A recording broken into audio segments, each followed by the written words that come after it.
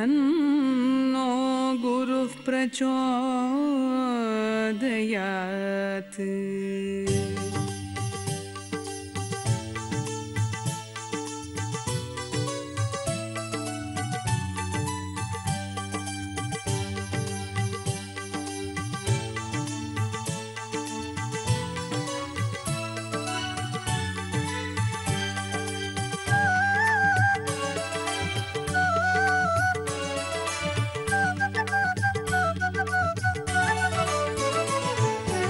குரு பெயர்ச்சிக்கான ஒரு சிறப்பு நிகழ்ச்சி இப்பொழுது நீங்கள் பார்க்கவிருக்கிறீர்கள். மூன்றாவதாக திருப்புடைமருதூர். இதற்கு புடார்ஜுனம் என்று பெயர். இந்த புடார்ஜுனம் என்பது நாரும்பூநாதராக இங்கே சிவபெருமான் எழுந்தருளிருக்கின்ற ஒரு அருமையான தலம். இந்த தலத்திலே உள்ள தட்சிணாமூர்த்தி வேறு எங்குமே பார்க்க முடியாது. உலகின் எந்த கோவிலுக்கு போனாலும் திருப்புடைமருதூர்ல இருக்க மாதிரியான ஒரு தட்சிணாமூர்த்தியை நீங்கள் பார்க்க முடியாது. அப்படி ஒரு அருமையான ஒரு கோலத்திலே, திருக்கோலத்திலே நமக்கு காட்சியளிக்கின்ற, அருள்பாலிக்கின்ற, வரப்பிரசாதியாக வேண்டியவற்றை அனைத்தும் அளிக்கின்ற ஒரு வரப்பிரசாதியாக இந்த திருப்புடைமருதூரிலே ஈசன் எழுந்தருளி இருக்கிறான். தட்சிணாமூர்த்தி சன்னதி இங்கே விசேஷமானது.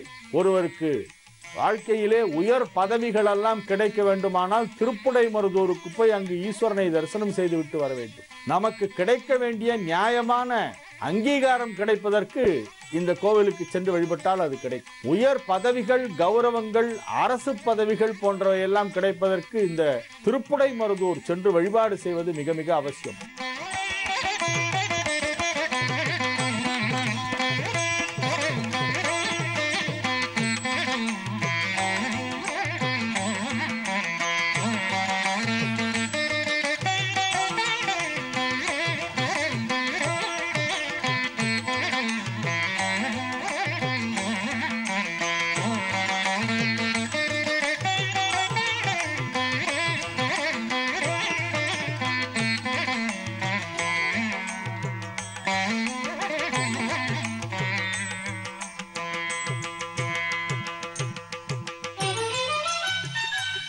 இந்த ஆலயத்திலே உள்ள கற்தூண்களும் சிற்பங்களும் பார்த்தால் பிரமிக்க வைக்கும். இவ்வளவு அற்புதமான ஒரு கோவிலை இத்தனை நாள் நாம் பார்க்காமல் இருந்து விட்டோமே என நீங்கள் வருந்துவீர்கள். இந்த திருப்புடைமருதூர் கோவிலிலே அவ்வளவு அழகாக இருக்கும். ஒவ்வொரு சிற்பங்களும் எதிரே நின்று பேசுவது போல இருக்கும். அவ்வளவு அந்த ஒவ்வொரு தூணுக்கும் ஒரு கதை உண்டு. அங்கே பல தல புராணங்கள் எல்லாம், தல வரலாறுகள் எல்லாம், ஈசனின் திருவிளையாடல்கள் எல்லாம் அங்கே வடிக்கப்பட்டுள்ளன. கற்சிற்பங்களாக விளங்குகின்ற அற்புதமான ஒரு கோவில் இந்த கோவில்.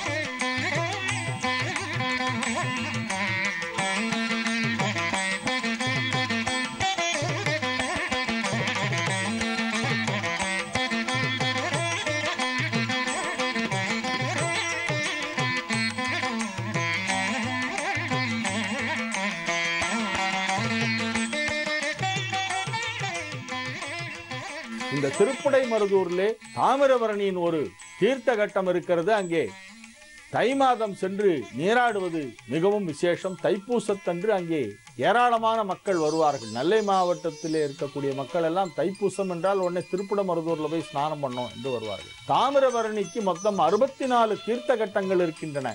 கங்கைக்கு இணையான ஒரு புண்ணிய நதி தாமிரபரணி. தாமிரபரணி மகாத்மியம் என்னும் ஒரு நூல் இருக்கிறது. அந்த நூலிலே 64 தீர்த்த கட்டங்கள் எவை, அதன் சிறப்புகள் என்ன, இந்த நதிக்கரையிலே எத்தனை ஸ்தலங்கள் இருக்கின்றன, புண்ணிய தீர்த்தங்கள் எங்கெல்லாம் இருக்கின்றன என்பது பற்றிய முழு தகவலும் அந்த தாமிரபரணி மகாத்மியம் என்னும் நூலிலே கொடுக்கப்பட்டுள்ளது. அதிலே திருப்புடைமருதூரை பற்றி மிகவும் சிறப்பாக எடுத்துரைக்கப்படுகிறது. இந்த தலத்திலே உள்ள தட்சிணாமூர்த்தியை நாம் இப்பொழுது பார்க்கிறோம். இங்கே பாருங்கள், இந்த தட்சிணாமூர்த்தி சற்று வித்தியாசமாக இருக்கிறார். மற்ற தலங்களிலே நாம் தட்சிணாமூர்த்தி எப்படி இருப்பார் என்று நமக்கு தெரியும்.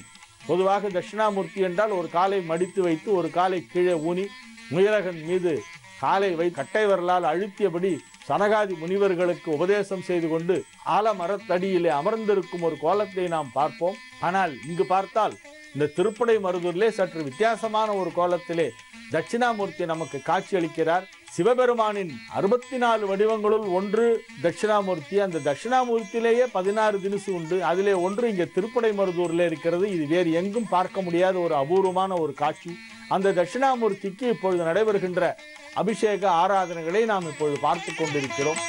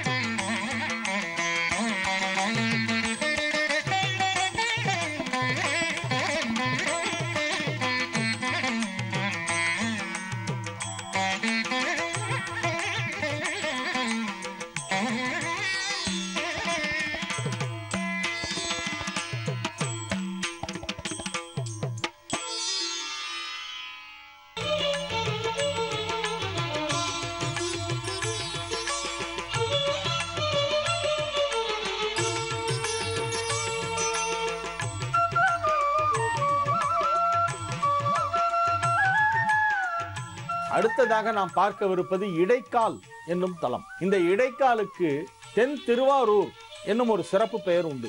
திருவாரூரை பற்றி அறியாதார் யாரும் இல்லை. சிவஸ்தலங்களிலே மிக மிக முக்கியமானது திருவாரூர்.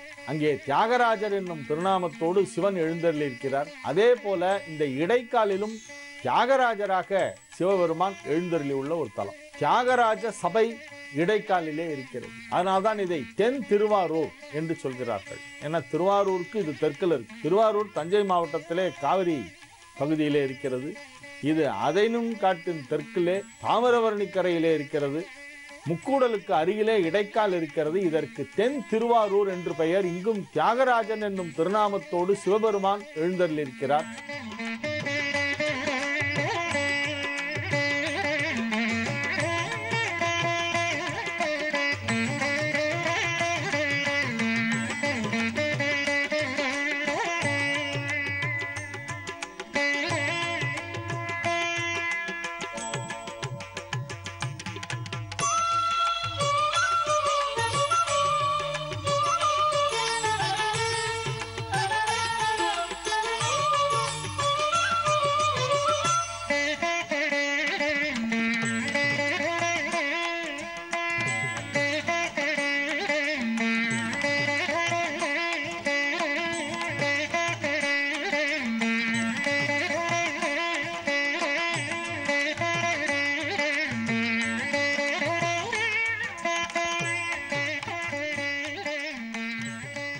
சிவபெருமானின் திருநாமங்களுள் தியாகராஜன் என்பது ஒன்று.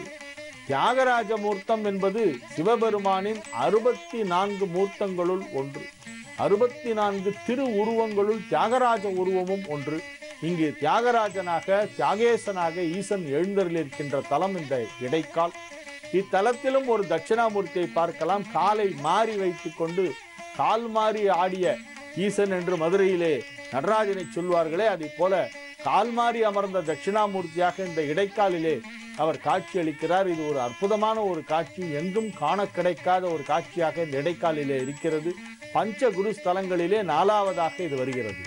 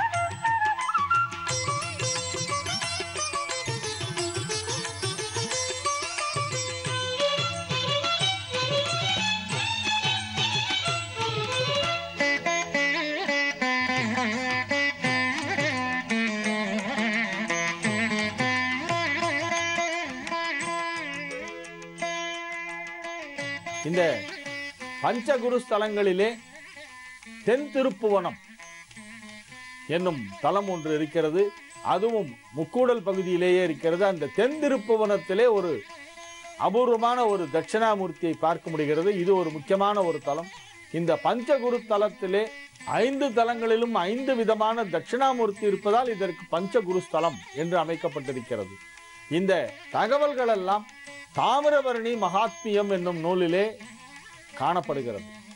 பல பழைய நூல்களிலே இந்த தலங்களை பற்றிய அபூர்வமான தகவல்கள் நமக்கு கிடைக்கின்றன. தாமிரபரணி மகாத்மியம் என்னும் நூலிலே இந்த பஞ்சகுரு ஸ்தலம் பற்றிய தகவல் இருக்கிறது. நவகைலாயம் பற்றிய தகவல் இருக்கிறது. இந்த பகுதியிலே மொத்தம் எத்தனை தலங்கள் இருக்கின்றன என்பது பற்றிய விவரங்களும் அதிலே கொடுக்கப்பட்டிருக்கின்றன. தாமிரபரணி நதிக்கு உள்ள தீர்த்த கட்டங்கள், படித்துறைகள் எங்கெல்லாம் இருக்கின்றன, எந்தெந்த இடத்திலே ஸ்நானம் செய்தால் என்ன புண்ணியம் என்பன போன்ற எல்லா தகவல்களும் அந்த தாமிரபரணி மகாத்மியம் என்னும் நூலிலே காணப்படுகிறது. அதிலே மிக முக்கியமான ஒரு தலமாக கருதப்படுவது இந்த தென்திருப்புவனம்.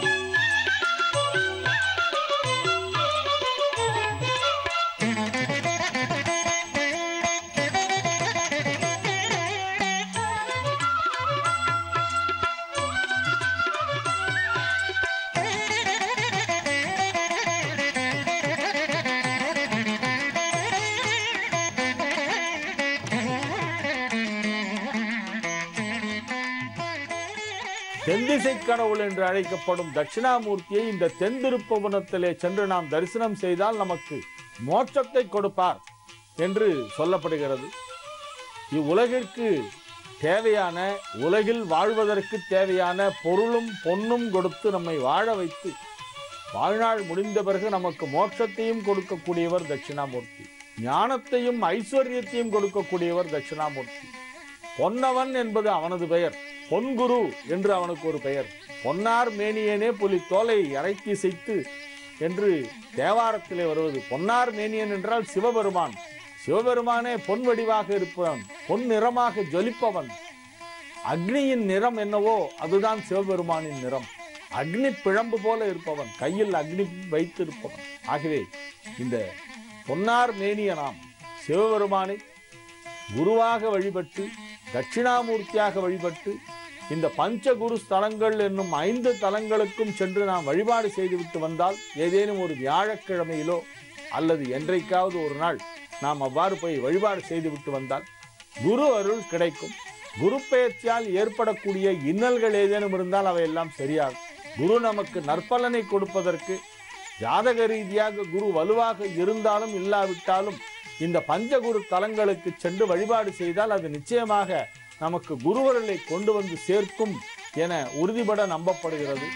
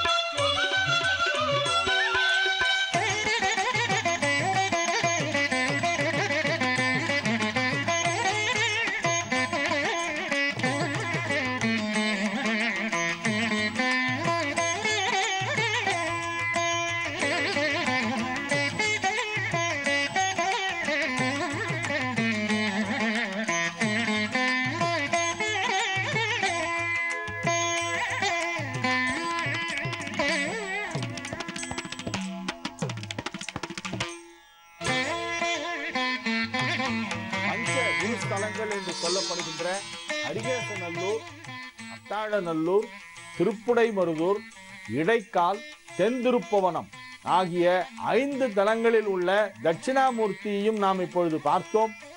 இதோ பார்த்து கொண்டிருக்கிறோம். இந்த தட்சிணாமூர்த்தி 5மே சற்று விசித்திரமாக, வினோதமாக, வேறு எங்கும் காண முடியாத அபூர்வ திருவுருவமாக, ஆச்சரியப்படும் ஒரு திருமேனியாக நமக்கு காட்சியளித்துக் கொண்டிருக்கிறார்கள். இந்த தட்சிணாமூர்த்தியை எல்லாம் நாம் தொலைக்காட்சியில் தரிசனம் செய்வதோடு மட்டுமல்லாமல் நேரிலும் சென்று நெல்லை மாவட்டத்திற்கு பயணம் மேற்கொண்டு அங்கு உள்ள நவ திருப்பதி, நவகைலாயம், பஞ்சகுருஸ்தலம், நவ திருப்பதி ஒரு 9 கோவில், நவகைலாயம் ஒரு 9 கோவில், 9 9 18, பஞ்சகுருத்தலம் ஒரு 5 ஆக 23 தலங்களையும் நாம் தரிசனம் செய்துவிட்டு வர வேண்டும். 2 நாள் போகிறோம். திருநெல்வேலியில் போய் தங்கினோம்னா 2 நாளில் காலையிலேருந்து சாயந்தரம் வரைக்கும் போனோம்னா இந்த 23 கோவிலையும் தரிசனம் பண்ணிடலாம். அதிலே பஞ்சகுரு ஸ்தலங்கள் எவை என்பதை பற்றி இன்றைய நிகழ்ச்சியிலே நாம் பார்த்தோம். இந்த பஞ்சகுரு ஸ்தலங்களிலே நடைபெற்ற சிறப்பு அபிஷேகம், தட்சிணாமூர்த்திக்கு நடைபெற்ற அபிஷேகங்களை எல்லாம் பார்த்தோம். அரிகேசநல்லூரிலே குபேரனுக்கு நடைபெறும் சிறப்பு அபிஷேகத்தை பார்த்தோம். இவை அனைத்தையும் உங்களுக்காக இந்த ஜீ தமிழ் தொலைக்காட்சியிலே ஒரு சிறப்பு நிகழ்ச்சியாக இன்றைய தினம் நாங்கள் வழங்கியிருக்கிறோம். ஆகவே இந்த நாள், இந்த குரு பெயர்ச்சி நாள் உங்கள் அனைவருக்கும் நன்மை செய்வதாக அமையட்டும். அனைவரும் அனைத்து நலன்களும் பெற வேண்டும், அனைவரின் பிரார்த்தனைகளும் நிறைவேற வேண்டும் என்று சொல்லி இந்த நிகழ்ச்சியை இத்துடன் நிறைவு செய்து கொள்கிறோம். உங்களிடமிருந்து தற்காலிகமாக விடைபெற்றுக் கொள்வது உங்கள் வழிகாட்டி ஜோதிடர் ஹரிகேசநல்லூர் வெங்கட்ராமன். வணக்கம். ஓம் ரிஷபத்வஜாய வித்மஹே கிருணிஹஸ்தாய தீமஹி தன்னோ குருः பிரச்சோதயாத்.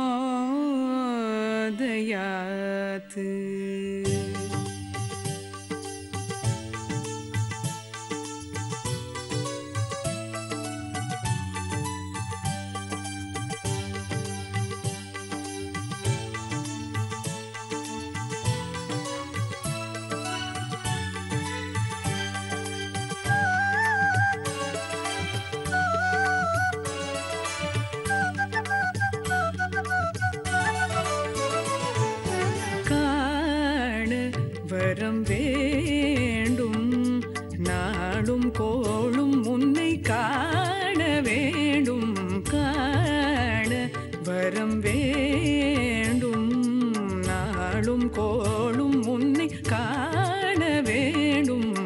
குரு பார்வைப்பட வேண்டும் தினமும் கணமும், தேவார தேனமுதம் நீ கேட்க தருணம், நாவார உன்னை பாட அருளை